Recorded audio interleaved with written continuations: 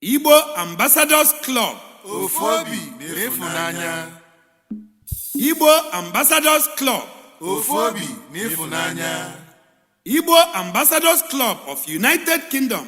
Ofobi n'Ifunanya.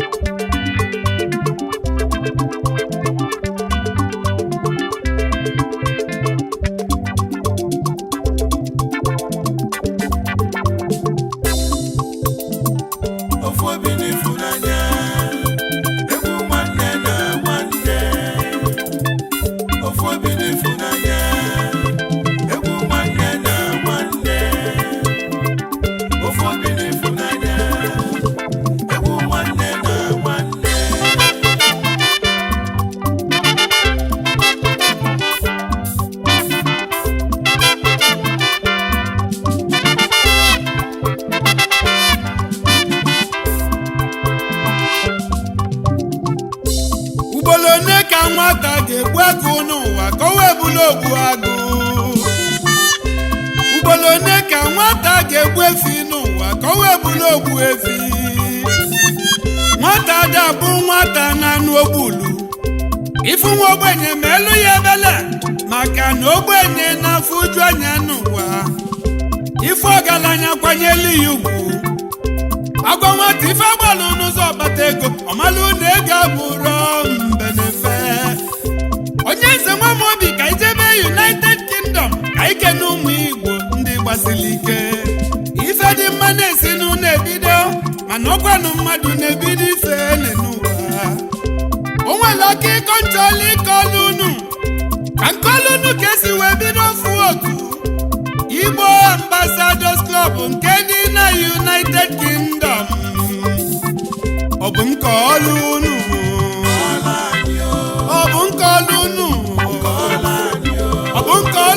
ka esi wee bido Igbo Ambassadors Club United Kingdom. Ọ bụ nke ọlụ unu.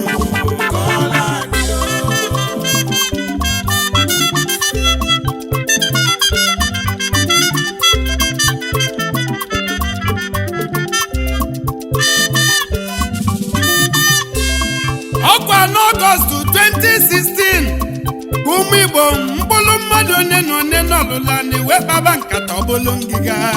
Ambasadọ Chukwudi Amobi wee tụtalụ ka ebido ofu otu ka nwanne malụ nwanne ya, ka ebido ofu otu ka fa na-ebi n'udo n'udo, ka ebido ofu otu ka fa na-enyelu onwe fa aka.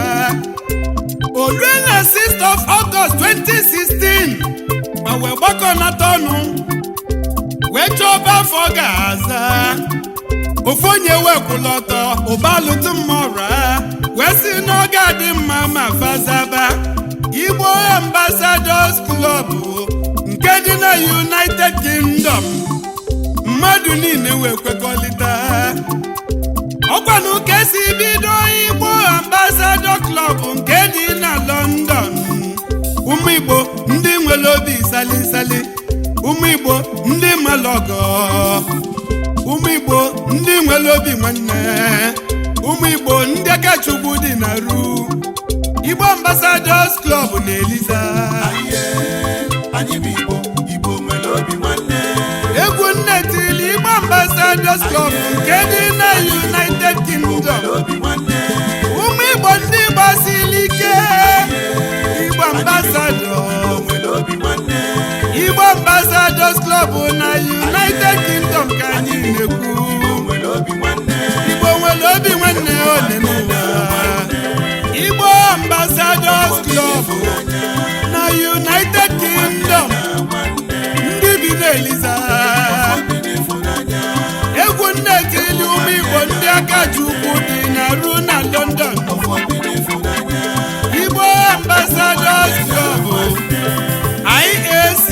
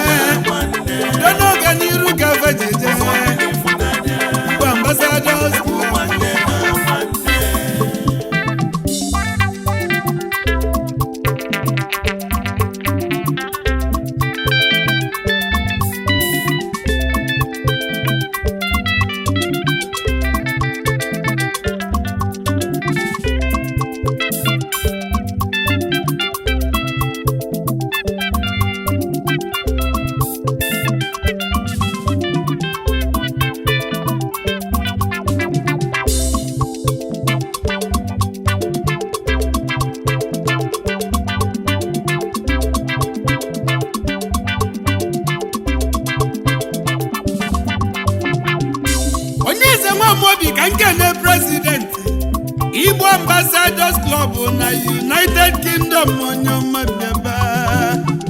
Ambassador Ugochukwu Mora nwata nye na chi dị na mma. Igwe ogige village na Mikwo n'Ọka Kingdom Kisete. Osisi na miego n'Igbo landi Ugosi na chi. General Secretary PDP na United Kingdom onye ọma bịaba. Nwata nye na chi dị na mma. Osisi Ugosi na chi. Ọjọra n'Igbo Ambassador na United Kingdom onye ọma bịaba.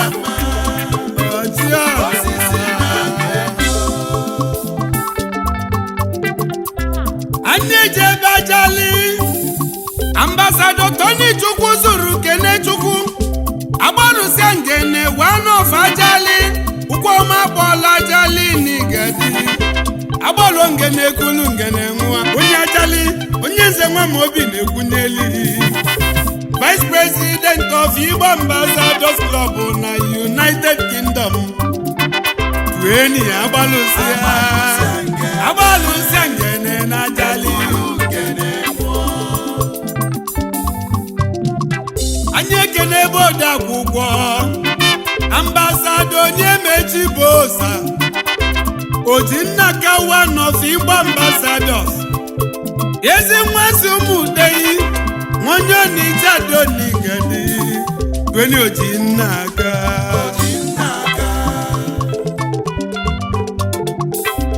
Assistant Secretary Biafumanya Ambassador Madubike Gwomu Mmili Malugo na Golo. Mmili Malugo no Sagugaru nwonye agụrụ na Nyota n'Igadi Odogwu. Tueni Mmili Malugo.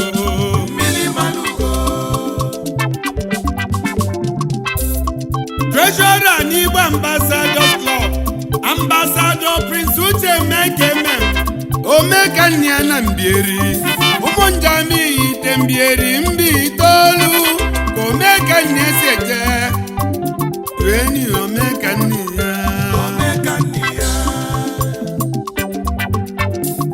Onye si n'Igbo amarọ nwanne n'ụwa. Onye si n'Igbo enwere obi salisali. Ndị Igbo ndị siri ike. Ndị aka Chukwu dị na-arụ ka ị na-ekene. Ndị Igbo Ambassadors na-eliza. Igbo nwere obi nwanne ka Igbo Ambassadors Club ndị bi na United Kingdom. Ofu obi na ịfụnanya. Igbo Ambassadors Club na United Kingdom. N'obodo Eliza Kafajelu Bulike. Ndị aka Chukwu dị na ru. Igbo malụ nwanne. Nwanne malụ nwanne n'ụwa. Onye ife na-abịala arụ n'ụwa. Ọchọlụ nwanne gaba. Igbo Ambassadors Club gbanwere obi eji eme ọgọ. Gbanwere obi eji eme nwanne. Gbanwere obi eji abụ udo. Udo n'ọganiru ka afa ji eze. Igbo Ambassadors Club ndị bi na United Kingdom.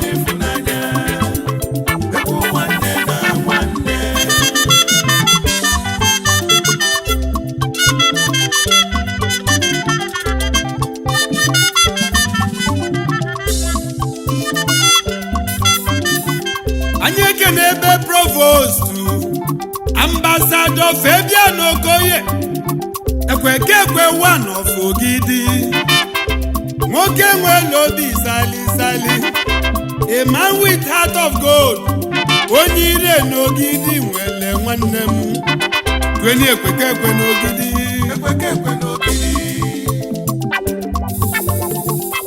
Onye nsọ. Ambassador Chukwudi Benjamin Amobi onye nsọ n'Ogidi. Itali kalili Itali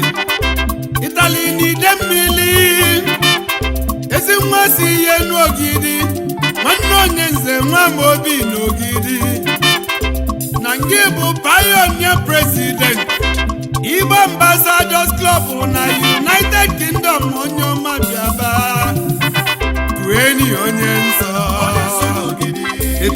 Itali mmọnwụ Ambassador Ifeanyi Chukwu Nnebe eze ọmọgọ isi mmiri wanu n'Owere Zukala onye Owere Zukala na nke bụ pioneer vice president onye ọma tueni isi mmiri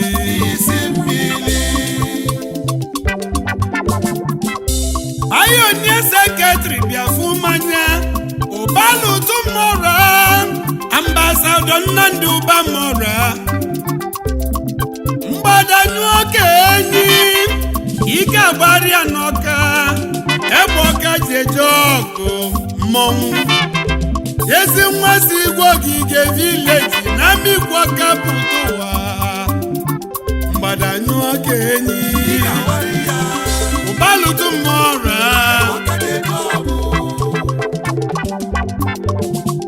onye ebe a ga na ebotete bịaba Ambassador Emeka Kutume onye ọgazili na Bagana pioneer provost onye ọgazili n'Enuwe Negoli onye ọgazili n'Enuwe Anyanwamba onye ọgazili na Bagana anyị ejebire n'Obosi Ụkwala n'Idemmili Ambassador Obinna Okafọ Ụbaino Maserati nwa Jekesi former provost n'Igbo Ambassador Club onye Obosi n'Idemmili onye Obosi Ụkwala nwanne m bili tueni Ụbaino Maserati onye Owere Zukala bịaba Ambassador Chukwuemeka Joseph Afusi nwata ya lachiado na mma one of Owere Zukala ezi nwa si Owere Zukala n'Orumba South Local Government onye ọma nwata ya lachiado na mma onye Ogidi nwere bịa ilimu Ogidi mụlụ gị ma fenye na gị nni Ambassador Spencer Chukwu Nwika ji enwelu welubiri Mbagana ga-ama ọzọ mana ịma n'ọzọ gana Chidera Karaka n'Odego uru ogwugwagwu n'Ogidi Kiseke na nke bụ chairman media committee n'Igbo Ambassadors Club Mbagana ga-ama ọzọ Chidera Karaka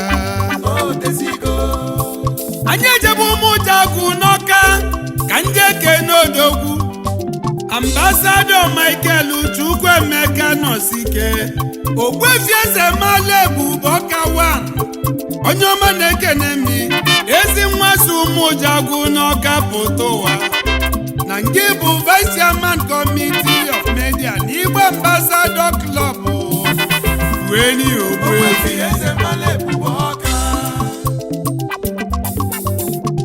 onye bichi n'ụzọ Chukwu ekene nye ndị Igbo Ambassador Club nke dị na United Kingdom ụfọdụ n'udo kafa ji wee kalịsịa nwanne mmadụ nwanne ya anyị bụ Igbo nwere obi nwanne ụfọdụ n'udo kafa ji eje anyị bụ Igbo nwere obi nwanne ndị nwere obi nwanne ka Igbo nwere obi nwanne nwanne tọlụ nwanne ọ na-alị anya ife dị mma na-esi n'ụlọ elido mana mmadụ na-ebi Chukwu Olisado gọzielu m ụmụ Igbo ọgbanụ ndị Igbo bụ mgbọrọgwụ Naịjirịa obodo ijelu m ifuru onye Igbo ịmalụ n'ife koloni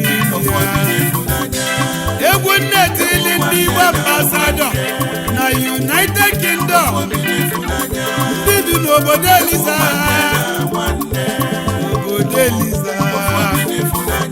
United Kingdom ga-abadị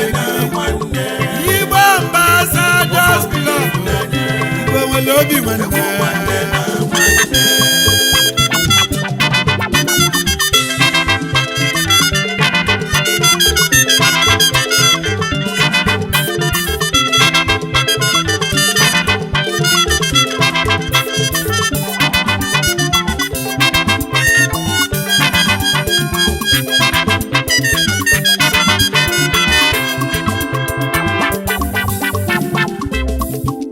Ambassador Izuchukwu Donald Okafor onye ọma bịaba male 100% ezi nwa si Obelagụ n'Ụmụana n'Enugu steeti tueni amale 100%.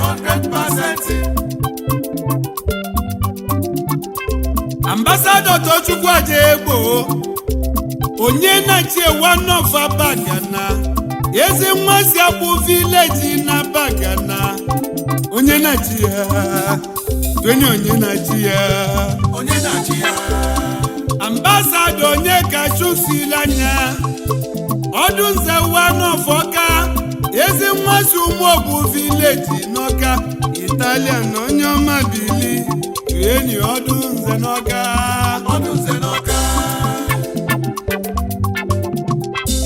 Ambassador Chinedu Nwogbo Idunumuanogoka Ogbuefi dakwasị enyi onye Ụmụanogoka n'Igade Ogbuefi dakwasị enyi onye ọma n'Igade Ụmụanagoka ka isi eje dakwasị enyi dakwasị enyi.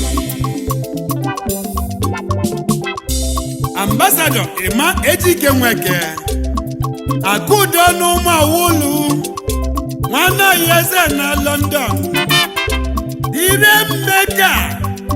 Remeka na Igbo Ambassador ezinwa Ụmụawulu na Ọka South Local Government nwanne Eze Ichekwu Ọka Ambassador Okechukwu Christopher Mora Ichekwu Ọka n'Igadi ezi nwa si Igbo Ogige village na Mmikwu Ọka pụta ụwa Ichekwu Ọka Ambassador Chukwudi Juda na Sonwu N'iduso Nduburu Ililo ezi nwa si Umoji gwuru Bokoli onye kwulu village na Umoji n'ime mmiri onye nze na-ekene yọmaba Nduburu Ililo Igbo nwere obi nwanne Igbo nwere obi nwanne nwanne malụ nwanne ya Igbo Ambassadors Club ndị dị na United Kingdom ofu obi n'udo udo ofu obi gaba ji eje Igbo nwere obi nwanne egwu nne tili ndị Igbo Ambassador Club nke dị na United Kingdom onye nze na-ekene Ambassador Patrick Onyebuchiani Nwigbudu one of Kerefi ezi nwa so ụmụ na mma village na Kerefi Nkanu East Nwigbudu Odogwu Nwigbudu na Kerefi onye nze nwa m obi na-ekwunyeri Ambassador Ken Agụmmadụ Igwe Ọmọlọ na London Chinenye Eze n'Ọka Chinenye Eze n'Ọka Kingdom ezi nwa so ụmụ Bele village na Agụlọka Igwe Ọmọlọ Ambassador Nelson Osuji Akajimba one of Amigbo Ụmụọtọkụ na Amigbo n'Imo State Akajimba Odogwu Ambassador Mmadụike Gwuọnwụ Mmili Malugo onye agụlụ naanị ọcha Mmili Malugo Uweme village na Agụlụka Iseje Mmili Malugo onye ọcha Ambassador Gosin Ibekwe Ikagwa na Lugbo ezi nwazi ụgbọdụ n'Ukọfịa Ikagwa na London Ninja Odogwu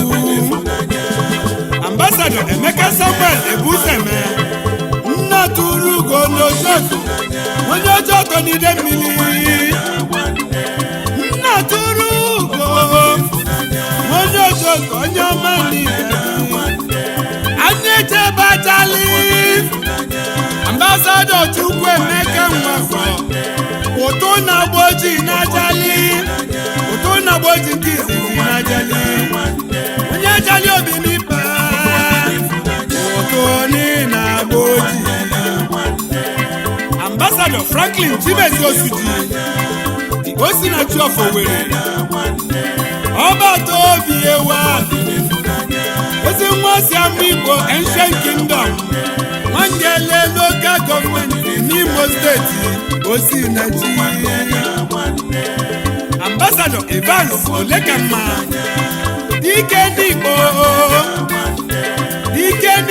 one ezi nwa si esi ama isi ochi n'ụmụnne ochi Local Government n'Abia Steeti Ikise Igbo nwere obi nwanne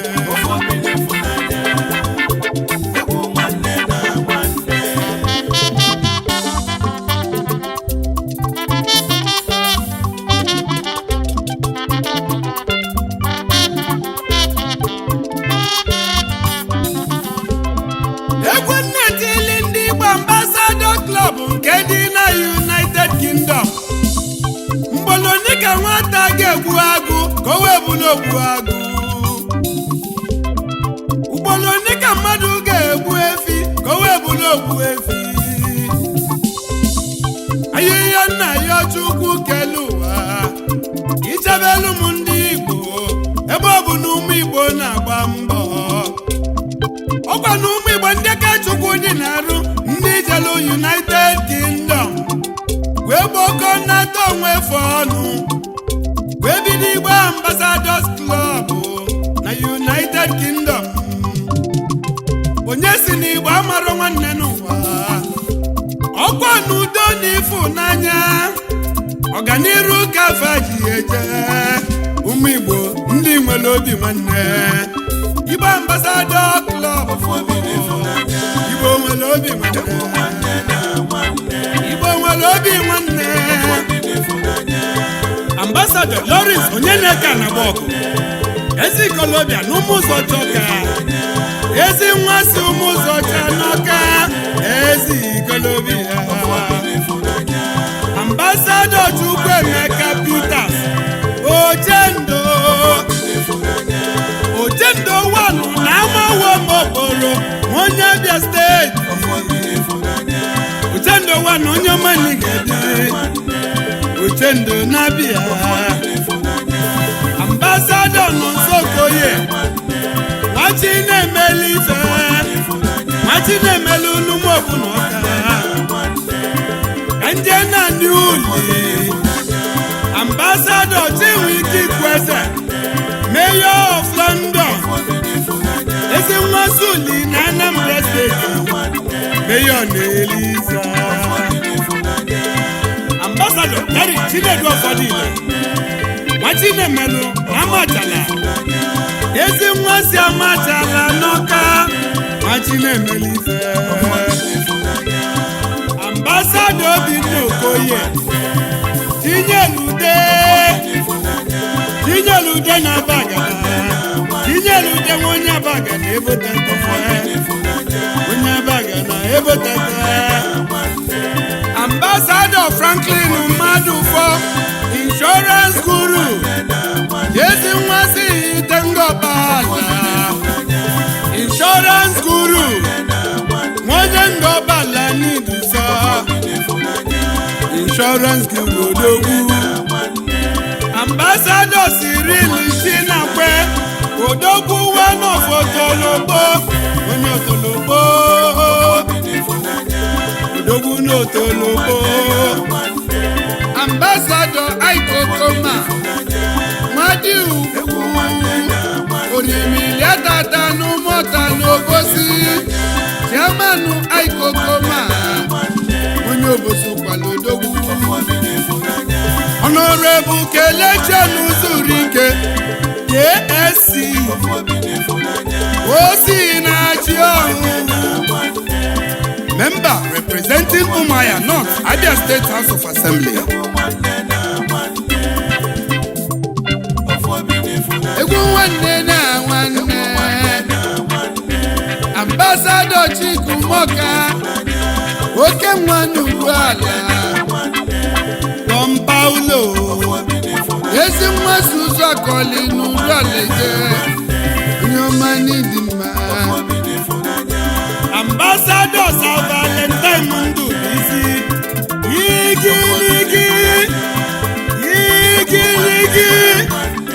Igiligi no depe Igiligi no depe nwanye ọgbaru ezi nnochie na nnọmụ na nwanye Abia Steeti Chidiebere Ayara Ndụ Ebube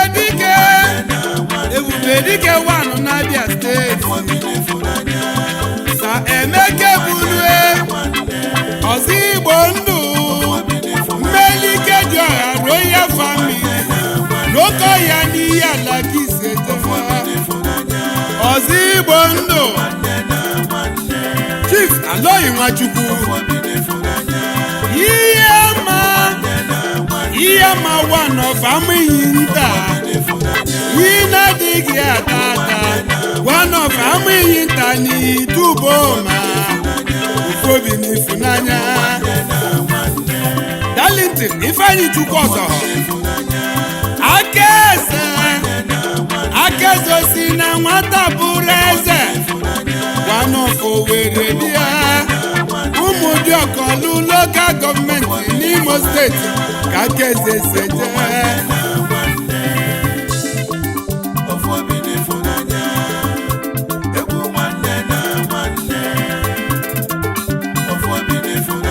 Ofobi n'Ifunanya egwu nnetili ndị bụ ambassadors ndị bi na United Kingdom onye si n'Igbo amara nwanne mafa nwere obi nwanne udo n'ọganiru ka afa jeje onye eze Nwamobi na-ekwu elu onye eze Nwamobi na-ekene ndị Igbo ambassador na United Kingdom aka Chukwu dị n'ifu n'ụlọ ya unu nwere obi nwanne onye eze Nwamobi